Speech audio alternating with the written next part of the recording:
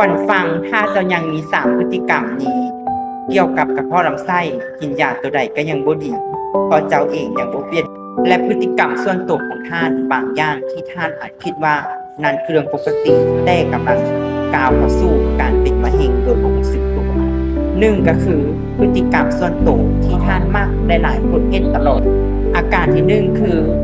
มักอึยื่นท้องหรือเบ่งท้องเวลากินอย่างลงไปแล้วคืออาหารบ่ย่อย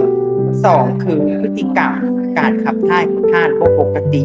บางครั้งก็รู้สึกแข็งจนคือก่อนขี้แบและบางครั้งรู้สึกว่าแหลวเกินไปแบบบ่เป็นมวลและพฤติกรรมที่3คือเจ้าเองกินอย่างลงไปรู้สึกว่าลำไส้เฮานี้บ่ทับไปดุลเลยเจ็บท้องปวดท้องมาตลอดแต่กลับไปถ่ายออกน้อยเดียวและเมื่อยบ่มีแฮงคือเฮาจะเป็นวินเป็นลมถ้าผู้ใครที่ว่ามีพฤติกรรมแบบนี้ยังคิดว่าเป็นเรื่องปกติท่านเองจะเป็นคนหนึ่งที่เข้าสู่การเป็นมะเร็งแบบซ้ำหัว